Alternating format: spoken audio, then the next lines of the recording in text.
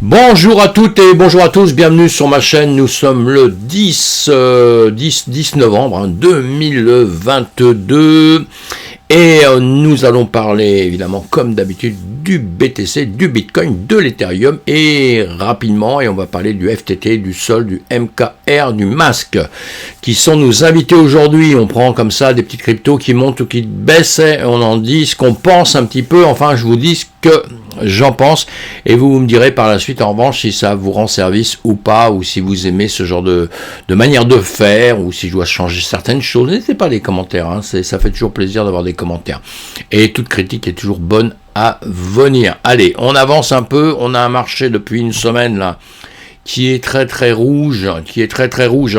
Voilà, depuis une semaine, hein, c'est depuis une semaine très rouge, hein, très rouge, on le sait pourquoi.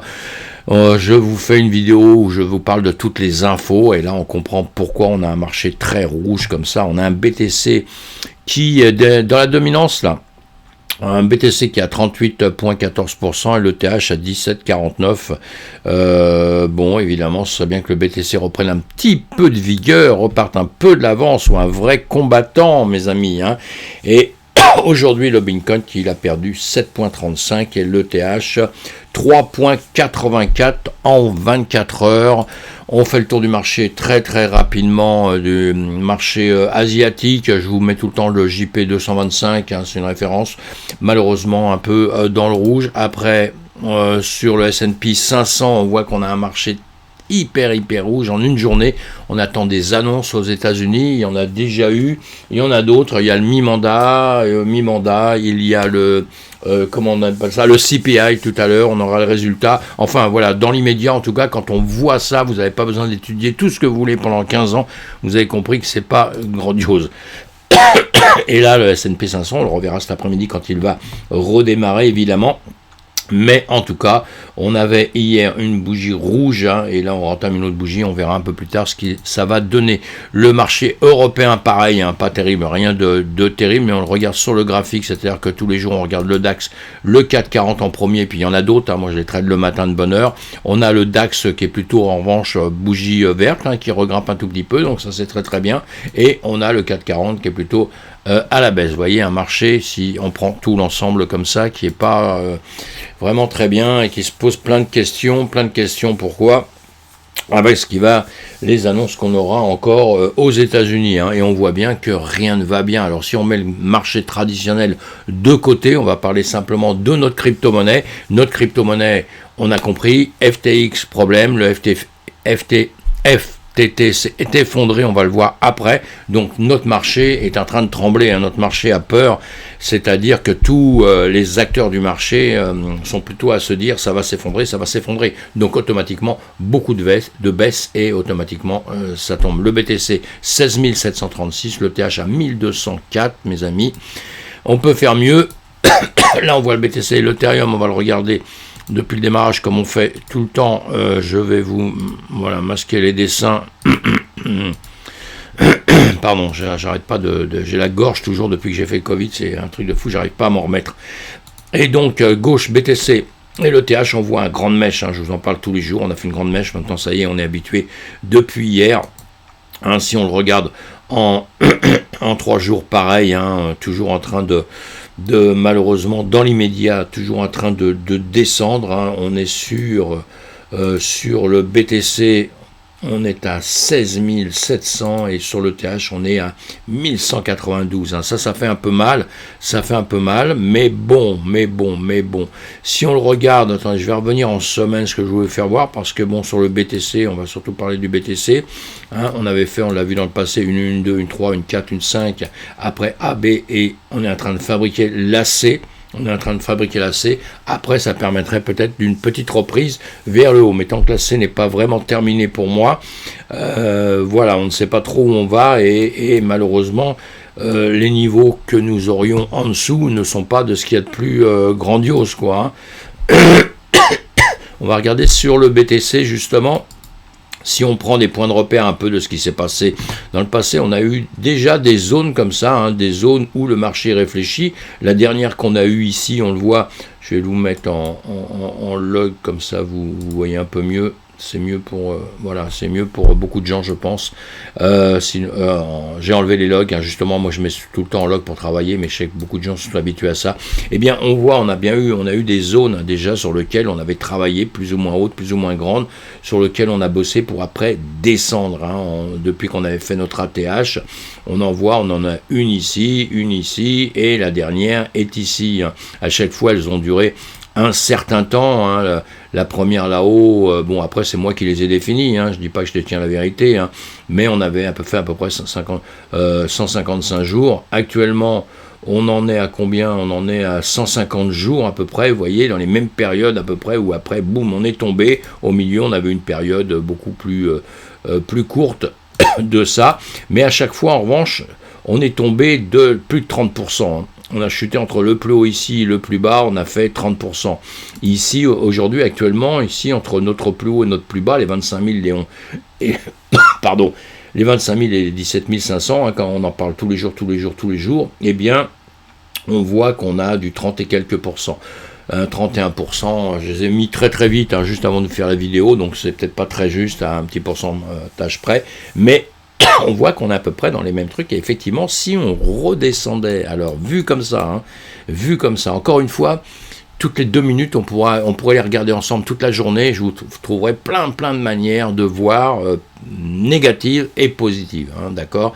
Donc on peut, ça c'est le fait de le voir avec une manière chartie, des indicateurs, etc. On a beaucoup de manières de voir, et moi j'adore faire ça hein, à longueur de temps, parce que déjà ça m'amuse beaucoup, mais enfin, après, moi, je travaille avec les prix, avec ce qui arrive vraiment sur le marché. Ça, c'est mon truc. Hein. Je travaille vraiment parce que quand on veut trader, quand on fait du scalping, tout ça, on doit s'occuper de ça, de ce qui se passe tout de suite et toujours garder en tête que ça va monter, baisser ou aller tout droit. Vous voyez, c'est tout bête. Hein. Et ce qu'il faut surtout apprendre, c'est réagir parmi ça. Vous voyez, un marché... Quand il fait ça ici, tout ce qu'il a travaillé, on a pu travailler à l'intérieur déjà, mais ici, quand il tombe, vous travaillez dessus, quoi. Vous partez en short et vous faites des shorts avec effet de levier si vous savez le faire. Hein. Si vous ne savez pas le faire, vous restez tranquille, vous apprenez, et quand vous saurez le faites, parce que là, vous devez gagner aussi à la baisse. Hein. On ne gagne pas simplement à la hausse, on gagne aussi à la baisse. Hein. Bon, voilà, allez, je continue. Donc ici, effectivement, si on prenait en faisant les choses simplement, en se disant là il a perdu 30%, il est tombé, il est retombé, là on a perdu je ne sais plus combien, mais on a perdu un peu, pas vraiment 30%, mais enfin on a chuté, bah si, quand on prend de là à là en bas, on va faire ça, on va prendre voilà d'ici jusqu'ici, le bas, et il a perdu 35% aussi. Donc, vous voyez ce que je veux dire, on va se dire que à partir du moment où il a cassé ici, on va se perdre aussi 30%, voilà, même 30%, 32%, 30% va faire le minimum, eh bien, ça fait mal à la tête, hein. Je suis poli, vraiment poli, parce que là, on arrive sur les 12 000, hein, on arrive sur les 12 000, hein, vous voyez ce que je veux dire? Voilà, ici on est sur les 12 000, donc c'est un peu compliqué tout ça. Bon, en tout cas, sans parler de ça, parce que pourquoi pas, c'est des manières de penser, de voir, après on peut le voir avec les vagues, avec tout ça. Moi j'attends que la C soit terminée. Ça veut dire que pour qu'elle soit terminée, il va falloir faire un rebond vers le haut. Et on va le faire. Hein, mais, pardon. Mais en revanche, un rebond qui va être un peu conséquent. Pas un rebond qui va arriver à 18 500, quoi. On s'en fout de ça. Hein. Il faut un rebond plus conséquent. Et là, notre 4 sera terminé. Et après, on va repartir. Et donc, dans l'immédiat, on pourrait très bien descendre, là, vous voyez, à 14 000. Hein, je vous les ai mis là. 13 976, ici, on pourrait revenir ici, on pourrait redescendre aussi sur les 12 300, et on peut descendre sur les 10 000, évidemment. Hein.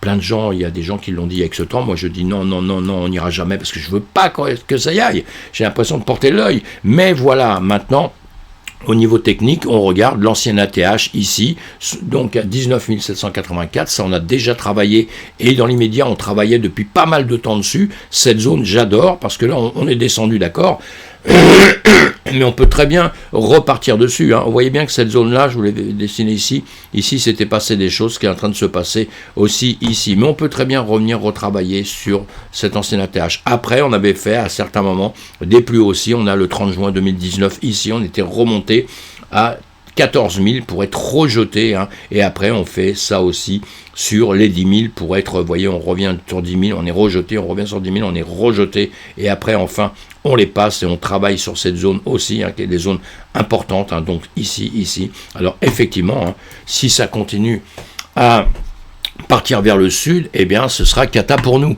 Alors je vais revenir sur une chose, puisque corrélé au marché traditionnel, mais le marché traditionnel depuis quelques jours, en ce moment il ne se comporte pas très bien, hein, nous sommes d'accord, hein, 3761 sur le S&P 500, c'est pas bon, il faut qu'il repasse au-dessus des 4000, il faut qu'il repasse les 4000, c'est-à-dire qu'ici, il faut qu'il revienne dans le nuage, qu'il reperce le nuage et qu'il reparte au-dessus. On n'est pas très bien parti dans les médias, sauf là on a la Ginsburg qui a cassé la Tenkan et qui est en train de réfléchir entre la Tenkan et la Kijun, donc il faudrait maintenant que ça vienne chercher la Kijun et que ça remonte. Hein. On a un marché donc traditionnel qui n'est pas bon, on est bien d'accord, avec aucune nouvelle qui est bonne. On n'a aucune nouvelle nulle part qui est bonne. Et on a pu voir justement que là, je l'ai dit en rigolant sur une autre vidéo, ça y est, on est décorrélé. Moi j'adore ça parce que je voulais à tout prix qu'on soit décorrélé. Donc actuellement, effectivement, c'est ce qui s'est passé, mais ça ne nous fait pas plaisir. Pourquoi ? Parce que effectivement, on est parti dans l'autre sens. Le marché S&P 500 continue à monter un peu, et nous, boum, on s'est cassé la figure, grave. Et pourquoi on s'est cassé la figure ? Eh bien maintenant, si on fonctionne mal, actuellement, on pouvait donner l'excuse au marché traditionnel en disant, on suit le marché traditionnel, c'est mon excuse que je donne depuis toujours, et ça m'arrange bien. Je dis, on suit le marché traditionnel tombe, on retombe.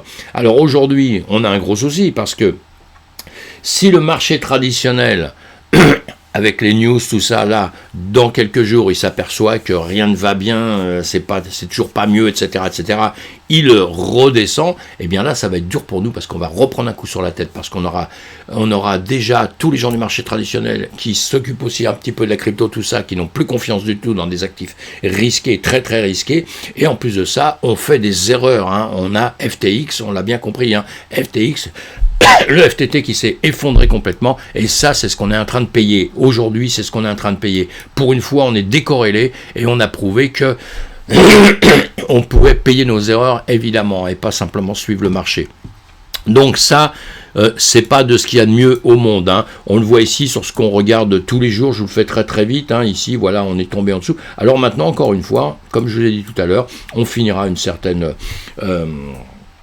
ABC, on finira une certaine C, et maintenant ici on peut très bien repartir ici, revenir rechercher dans toutes les zones qu'on avait, hein. J'en parle tous les jours, je ne vais pas l'approfondir ici, mais voilà ce que je peux dire. Si on compare notre notre BTC avec notre ETH, hein, l'ETH fait le même chemin, donc pas grand chose à dire malheureusement. C'est vrai qu'il est venu rechercher moins bas, où nous on est venu recasser l'ancien bas qu'on avait à 17 500, on est venu cassé pour aller à 16 000, en dessous de 16 680 actuellement. Lui, le TH, on va dire que là, actuellement, oui, il s'est mieux comporté, si on le prend comme ça, il s'est mieux comporté, puisqu'il n'a pas refait les 850 qu'on avait à un moment, 880 qu'on avait à un moment, hein. Donc il est resté là à 1196, donc c'est pas trop mal, sauf que bon, on peut le voir aussi de différentes manières. Ici, si on regarde le BTC, eh bien, il a rechuté de son plus haut ici jusqu'à son plus bas ici, il a perdu 28%. Le TH, on prend son plus haut ici, son plus bas ici à peu près, il perd 36%. Vous voyez, donc il perd quand même plus dans l'immédiat, hein, d'accord. Allez, j'avance un peu, tout ça on a vu, on va regarder notre marché sur les 100 premières, là, évidemment, du rouge, du vert, ça rebouge un petit peu, là, hein, dans l'heure qui vient, il y a des petites choses qui rebougent un peu, mais on a un FTT moins 34%, c'est lui notre gros problème actuellement, c'est lui qui nous pose problème, le sol il trinque à cause du FTT, les autres trinquent aussi à cause du FTT, le sol plus précisément, parce qu'il est un petit peu impliqué dans certaines choses, mais on va voir un petit peu le marché. Le Bitcoin, 6,98 de perte, l'Ethereum 3% de perte. On va regarder, comme je vous ai dit, on a le MK qui avait fait en 24 heures. En 24 heures, on a le MKR qui a fait du 12%. Donc on va le regarder sur le graphique tout de suite. Voilà, 12%, qu'est-ce qu'il nous fait? Il est en dessous quand même, on est en journée, bon, il a remonté, hein, vous voyez, on descendait, il refait une bougie verte ici, donc tout va bien, hein, tout le monde est content, une bougie verte, on le regarde en une heure un petit peu, voir ce qui s'est passé chez lui. Voilà, en hiver, il avait percé le nuage, donc tout va bien, pareil, hein, il avait percé le nuage, sauf que là, on a 1, 2, 3 heures, hein, en journée, c'était nickel chrome. Hein. Maintenant, en heure, 1, 2, il a 3 bougies qui retombent, la Lagenspan ici qui est en train de redescendre, mais enfin, on est au-dessus de la Tenkan Nakijun, on est en dessous du nuage. Ici, nous sommes toujours au-dessus de la Tenkan, mais bon, maintenant, on va voir s'il va venir buter sur le nuage, la SSB, là, et rebondir dessus et repartir, ou alors il va revenir rechercher un peu plus bas. Hein. Ça, on va suivre ça, donc, dans les temps à venir. Hein.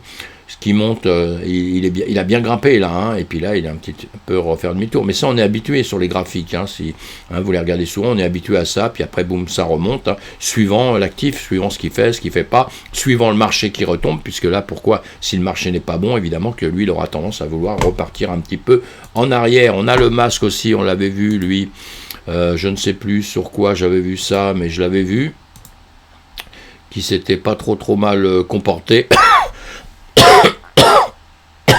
Donc je vais vous le faire voir. Je ne sais plus pourquoi je l'ai mis. Je ne sais plus pourquoi je l'ai mis celui-là, mais en tout cas je l'ai mis. Hein, donc on va le regarder. Le masque, il avait fait quoi? Bah pareil, hein, il a monté dans les mêmes conditions en heure et 2 bougies, hein, 2 bougies rouges là. Donc il est en train de repartir un peu en arrière. Il est sous la Tenkan Nakijun. On a un nuage qui est plutôt en train de descendre avec la CSB qui est au-dessus et la Lagenspan ici, elle revient taquer. Elle avait percé la Kijun. Et elle revient,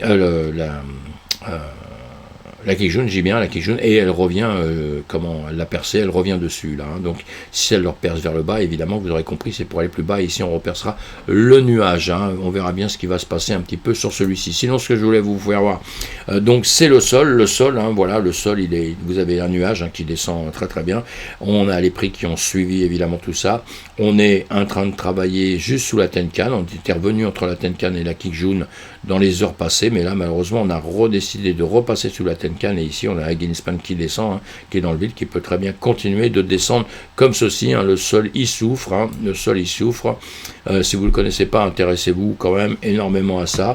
Et donc, celui qui nous fait de la peine, celui qui nous fait pleurer, celui qui nous met le marché vraiment par terre en ce moment, c'est malheureusement le FTT, le FTX. Hein. L'entreprise de XTX, on en parle sur les infos, et voilà, donc ici on avait regardé hier un petit peu ce qui pouvait se passer ici, ça pouvait reprendre un peu, remonter un peu, mais malheureusement, boum, c'est revenu chercher en bas, et ça continue, on a un nuage qui descend, la Lagenspan en dessous, là ça réfléchit un peu, vous voyez que vos bougies vont tout droit comme ça, hein, mais sinon voilà. Donc pas grand chose à dire dans tout ça, on va voir ça sur les news avec ce qui se passe dans cette entreprise là, mais je crois que bon, Binance devait le racheter, Binance ne le rachète pas, il y en a d'autres qui veulent peut-être essayer de faire des efforts, tout ça, mais enfin apparemment c'est une grosse cata, et c'est presque surprenant parce que c'est quand même une entreprise qui était solide, et je pense qu'il n'y a pas beaucoup de gens qui était sur le point de dire ça va s'écrouler, hein, et on a déjà eu des surprises dans le passé, et on a encore des surprises aujourd'hui, mes amis. Donc voilà pour cette petite vidéo, faire le tour de notre crypto. On n'oublie pas qu'en une semaine, on a un marché quand même très rouge, donc on reste encore méfiant, et on va suivre un petit peu tout ce qui se passe sur le marché américain. Pensez à vous abonner à ma chaîne si vous ne l'avez pas encore fait, pensez à cliquer sur le pouce rouge, à mettre des commentaires, hein, j'adore les commentaires, j'essaie d'aller vite, alors donc c'est pas toujours très professionnel d'aller très vite, mais voilà, les vidéos veulent qu'on aille très vite, sinon on passe du temps ensemble, et là j'ai tout le temps de vous expliquer tout ce que vous voulez. À bientôt.